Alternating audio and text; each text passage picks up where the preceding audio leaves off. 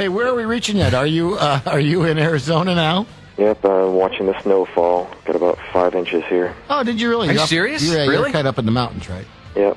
That's cool. And I don't know if people are aware of this or not, but you have started your own winery. Is that what it's called, a winery or a vineyard? Yeah, well, we have vineyards and wineries as well. I wouldn't know the difference between the two. One is the lab. One's where the wine is made. Take the grapes and turn it into wine. That's the winery. Okay. The vineyard is vines. The farm. The vines Okay. that's the farm. All right. What's some of the names of the bottles of wine you sell? Well, I have my label, which is Caduceus, and my partner has his family label, which is Page Spring Cellars, and together we own Arizona Stronghold Vineyards. Did you ever see the YouTube video of the lady newscaster who fell on her ass after stomping grapes at a winery? Yes, she was drunk. Was she? Oh, man, that was brutal. Oh, that was hilarious. I've never heard anybody make a noise like that before. You didn't see that Tyson fight? It was close to All that. right, I take that back. You're right. Yeah, But see, now I'm thinking there's got to be an audio sample of that somewhere. It's going to find its way on somebody's record at some point in time. Yeah. That was hellacious. If it hasn't already. That was one that I couldn't stop watching. I don't know what... You guys have vineyards in your area as well, right? Yeah, I think they do, actually, believe it or not. You wouldn't think Minnesota's conducive to winemaking, but grapes... Almost every place is. Yeah, grapes are resilient, right? It's about finding the right grape for your area, Yep. and you can make a fantastic wine. Right. I guess I'm just not much of a wine guy. I really wouldn't know. Yeah, grapes are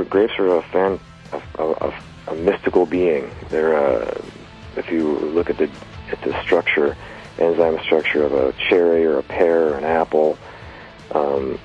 It's almost like looking at the Fifth Element, when they reconstruct in the movie The Fifth Element, when they reconstruct the Supreme Being, and they're mentioning, look at, here's the, humans had the 2 DNA spirals, and then you look at the Supreme Being, and she has dozens and dozens of DNA spirals. Mm-hmm. That's the difference, the enzyme structure difference from a grape to other fruits.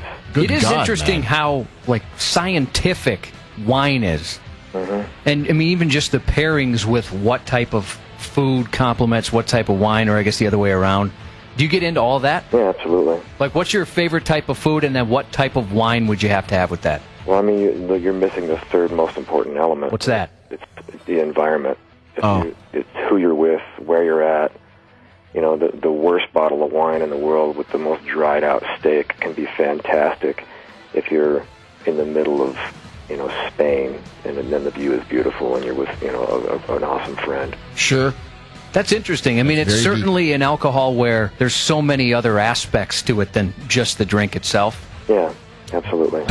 Does Boone's Farm count? Yes, absolutely it does. It's not bad. Used to chug that a lot back in high school. I think it was Blueberry, actually. Yep. Oh, man. Blueberry. I didn't know that. Yeah, Blueberry. But, we're trying to raise the bar on that a little bit. I hear you. I bet you are. A little bit. All right. So, all right. Well, we've got the wine covered. We've got your Pussifer show coming. Do you have any news on Tool? Do you mind talking about that for a minute? We're, as always, just slowly little writing bits here and there and trying to get it going. Right on. Well, we look forward to hearing it again in the near future, we hope.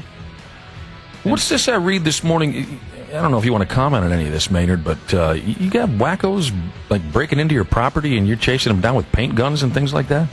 Well, they might have been. I don't know. I just saw somebody, so I shot him. I have a paintball gun. Right. I had to use it. Sure. Yeah. Right. Yeah. Human target practice. That's always recommended. There's no more sad story than owning a paintball gun and not being able to shoot an a-hole. Right? Mm-hmm. Yeah. Mm-hmm. Right? That's true. I had a neighbor who used to just destroy a tree in our neighborhood every day with his paint gun, taking out some frustrations. I'll give you 3 steps, he yelled from his porch. Do you get out there then and play paintball with a bunch of guys? No, I just I have it for because of the vineyard.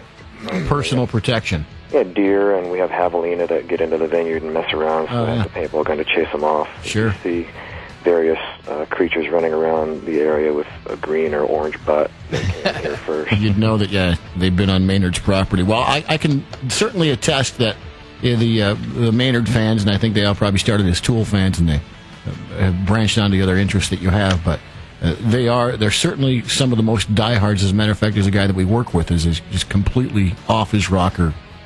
Tool and Maynard, everything that you are about, this guy just won't let go. And He might calls have been- himself a Maynard expert. Did Yeah. you know there was Maynard experts out there, Maynard? That's creepy. He might, he might have been one of those guys on your property that you were shooting paintballs at. That's just weird.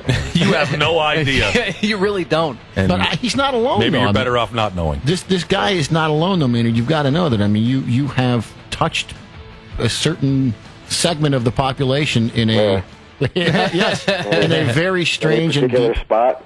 in a very strange, deep, and profound way. Though you certainly have. All right, so Maynard, me and my friends, we load up the pickup truck with our paintball guns. We go out and we start tagging deer. What type of wine do we have? Well, you would want something that's not going to freeze because you're most likely going to be in the snow, since that would be when open season is for deer and Right paintball on. guns. I'm making it up as I go.